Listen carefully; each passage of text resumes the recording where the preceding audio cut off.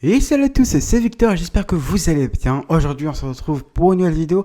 Une nouvelle vidéo IRL, je sais ça fait longtemps. Ça fait 3 semaines que j'en ai pas, que j'ai pas fait de vidéo de ce type là. Mais je me suis dit voilà, c'est le moment d'en refaire vu qu'il y avait les soundtracks de Disney Illumination et The Lost in the Magic. Ben, on reprend les vidéos IRL maintenant.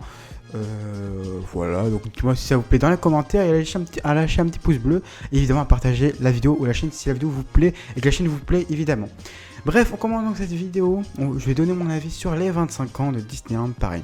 Alors, personnellement, on va faire une petite comparaison avec les 20 ans. Je trouve qu'effectivement, il y a une nette. Enfin, c'était un style différent les 20 ans. 20 ans, c'était un style beaucoup plus sobre. Vraiment, c'était. Comment dire, enfin, c'était pas. C'était vraiment beaucoup, quand je veux dire beaucoup plus sobre, voilà, il y avait juste eu. Il n'y a pas vraiment eu de show, on va dire, pour le 12 avril par exemple. Alors que là, pour les 25 ans, il y a eu un show, mais de ouf. Ouais, il n'y a pas eu tant de spectacles que ça que pour les 20 ans. Pour les 20 ans, le seul truc qu'il y a eu de nouveau pour moi, c'est Disney Dreams et le Train Express. Sinon, pour moi, la parade, il y avait juste la musique qui changeait et 2-3 chars qui sont arrivés. Donc pour moi, ouais, la parade n'était pas vraiment nouvelle. Mais pour les 25 ans, par contre, énormément de nouveautés déjà. Voilà. Je vais quand même refaire un petit récapitulatif. Donc déjà, nouvelle parade avec nouvelle musique, The Lost in the Magic, avec que des chars exclusifs. Donc c'est un truc de fou quoi. Disney Illumination, donc un nouveau show. Des décors beaucoup plus jolis que les 20 ans. Les réhabilitations des hôtels, les réhabilitations de toutes les attractions. Franchement, c'est plutôt un bon anniversaire, je trouve. Alors, effectivement, pour moi, il y a des défauts. D'ailleurs, faut pas oublier aussi les deux spectacles. Mickey présente Joyeux anniversaire à Disneyland Paris et le spectacle aussi des princesses. Mais pour moi, il y a quand même 2-3 problèmes pour ces 25 ans. Déjà, je trouve personnellement, alors moi j'étais un petit fan du Train Express. Et je trouve que le Train Express, ça permettait d'avoir une animation sur Main Street, sur Times Square. Voilà, ça permettait de faire, on va dire, comme une mini parade. Et en plus, il n'y avait pas beaucoup de personnes qui étaient au courant de ce Train Express. Du coup, ce qui faisait que les gens voyaient des personnages rares, qui n'étaient pas au courant, du coup, ils étaient surpris, ils étaient contents, ils pouvaient prendre des photos, etc. Le train était joli. Franchement, ils auraient pu faire un truc méga stylé avec le Train Express, avec une musique qui bouge, etc. Comme la musique Disney Stars on Parade. Mais je pense qu'ils ont fait un choix entre le spectacle Mickey présente Joyeux anniversaire à Disneyland Paris et le Train Express. Ouais, je sais pas du tout si c'est le cas ou pas, mais ouais, pour moi en tout cas c'est la déception. On va dire, ouais, pour moi il manquait ce fameux train qui avait largement sa place pour ses 25 ans. Voilà, mais il est pas là. Ce n'est pas grave, pour moi ça gâche pas non plus les 25 ans, faut pas non plus abuser. Ça reste quand même, n'empêche, un très bon anniversaire. Pour moi, le second problème, c'est Disney Illumination en général. Pourquoi en général? Parce que tout simplement, j'en ai déjà parlé dans la vidéo Disney, quand je compare Disney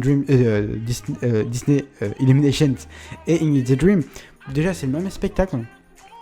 Pour moi, quand on fête un anniversaire ou quand on fête l'ouverture d'un parc, on doit avoir un spectacle unique au monde. In the Dream, ça avait leur propre spectacle du coup pour leur ouverture du parc. Et ça reste, voilà, enfin, c'est bien quoi, c'est cool quand t'as ton propre spectacle, tu reprends pas les spectacles des autres pour l'ouverture du parc, tu vois. Et pour moi, les anniversaires, c'est le même principe. On doit avoir un spectacle inédit. Dans tous les autres parcs, ils ont toujours eu des trucs inédits. Bon, évidemment, surtout pour les trucs des États-Unis. Mais sinon, ouais, je trouve que là, c'est dommage d'avoir mis Disney Illumination. Surtout, quoi, pour moi, c'est un écran pub. C'est un écran pub. Il y a Pirates des Caraïbes, il y a Star Wars. Il y a quoi? Il y a la Belle et la Bête. Il y a la Reine des Neiges où il y a 3 tableaux. Donc c'est-à-dire que ça dure quoi? Je crois que la Reine des Neiges, au total, pour les 3 tableaux, je crois que ça dure 7 minutes à peu près, 7-8 minutes.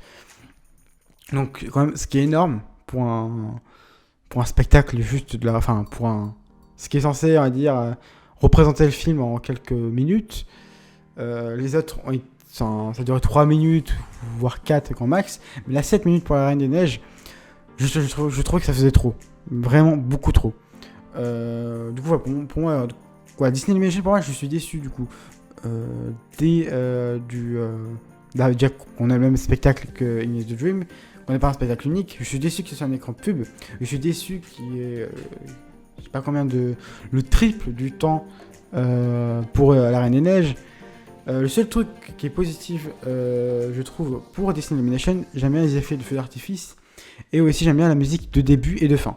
Voilà, c'est tout. Le reste, je suis pas fan. J'aime bien la scène de Pirates des Caraïbes et de Star Wars, mais sans plus. Donc voilà, franchement, voilà, pour moi, ça reste. Voilà, Disney Illumination, si je le dois noter sur 20, pour moi, il équivaut à 6-7 sur 20 maximum. Hein. Il mérite pas plus. Voilà, bon, ce n'est que mon avis. D'ailleurs, n'hésitez pas à mettre votre avis dans les commentaires.